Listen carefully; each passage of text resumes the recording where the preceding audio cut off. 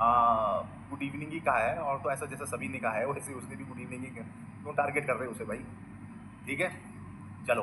सो polity वाला जो subject, ये एक्चुअल में सब्जेक्ट हमें बताता क्या है? ठीक है ना, ये हमें बताता क्या है, क्या पढ़ते हैं हम इसमें? इसमें सबसे पहले हमें ये समझना है। देखिए जी, इसमें हम पढ़ते हैं भारत की राज्य व्यवस्था, जैसे इसमें लिखा हुआ है। इसमें हम ये पढ़ते हैं, सिंपल भाषा में बताऊं कि भाई भारत में क्या होगा और भारत में क्या नहीं होगा। ठीक है जी, बहुत सिंपल सा पॉइंट है, भारत में क्या होगा और क्या नहीं होगा ये भारत की पॉलिटी से डिसाइड होता है, भारत के संविधान से डिसाइड होता है, कॉन्स्टिट्यूशन से डिसाइड होता है। जो आपके चारों तरफ आज हो रहा है, जो सरकार कर रही है, जो आप कर रहे हो, वो इसलिए कर रहे हो क्योंकि संविधान ने उसकी इजाजत दी है। अगर नहीं दी होती तो आप नहीं कर सकते थे।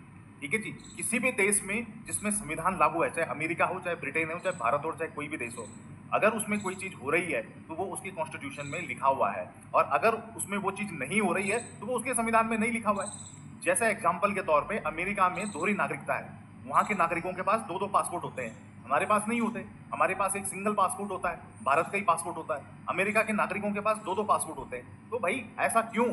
लोग पूछते हैं ऐसा क्यों, तो वो इसलिए क्योंकि वहां उनका संविधान इजाजत देता है उनको दोहरी नागरिकता का। हमारा कॉन्स्टिट्यूशन नहीं देता। हमारे कॉन्स्टिट्यूशन कहता है भाई सिंगल सिटीजनशिप, एक एक एकल नागरिकता होगी। ठीक है जी, तो सिंपल भाषा में संविधान क्या है हमने पढ़ना है बेसिकली। संविधान, संविधान क्या है? हमारा संविधान एक किताब है, ऐसे मान के चलो एक किताब है।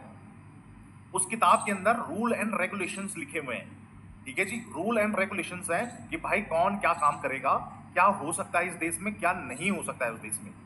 अगर उस किताब के अंदर जो चीजें लिखी हुई हैं वही इस देश में हो सकता है, बाकी इस देश में कुछ नहीं हो सकता, पत्ता भी नहीं हिल सकता। वो है हमारा संविधान। ठीक है जी, उसकी इंपॉर्टेंस है, उसकी बहुत ज्यादा इंपॉर्टेंस है। क्योंकि जब ये क्वेश्चन आता है कि भाई कोई चीज करनी है तो कैसे करनी है, इलेक्शन होना है तो कैसे करना है इलेक्शन, कौन उसमें वोट देगा, कौन उसमें जो है आपका इलेक्शन लड़ेगा, उसकी योग्यता क्या होगी, वोट देने वाले की क्या योग्यता होगी, वो सारा कॉन्स्टिट्यूशन में लिखा हुआ है। ठीक है जी, तो इस देश में क्या होगा क्या नहीं होगा वो एक किताब में लिख दिया गया है, वो आपका कॉन्स्टिट्यूशन है। लेकिन अब यहाँ पे हमारा जो है सबसे बड़ा क्वेश्चन ये आता है कि भाई ये सब हमें सिखाया किसने? क्योंकि पहले तो भारत में ऐसा था नहीं। जब यहाँ पे राजा महाराजाओं का टाइम था तो राजा होता था, वो जैसा कहता था उसके राज्य में वैसे ही होता था। उसने नियम बना दिया कि भाई मेरे राज्य में सारे लोग जो है टकले होके घूमेंगे, तो सारे टकले होके घूमेंगे। राजा का फरमान है, जो राजा ने कह दिया वही नियम है। तो हम तो उस समाज से आते हैं जहाँ पे राजा महाराजा और ये वो सिस्टम था। ये किताब वाला सिस्टम अपने को किसने सिखाया कि भाई किताब बनाओ, उसमें सारे नियम कानून लिख दो और पूरा देश उसी को फॉलो करेगा? ये किसने हमें सिखाया? तो यहाँ पे फिर इसका आंसर आता है सर, अंग्रेजों ने, ब्रिटिशर्स ने हमें ये सिखाया बेसिकली कि भाई एक किताब होगी, उसमें कानून लिख दिए जाएंगे, और पूरे देश में चाहे वो गरीब है चाहे अमीर है, चाहे वो कितना भी बड़ा व्यक्ति हो, चाहे वो कितने भी उच्च पद पे बैठा हो, वो चलेगा इसके हिसाब से ही। जैसे आप ये कहते हो कि भाई भारत का सबसे शक्तिशाली व्यक्ति है इस समय नरेंद्र मोदी, सबसे शक्तिशाली व्यक्ति है।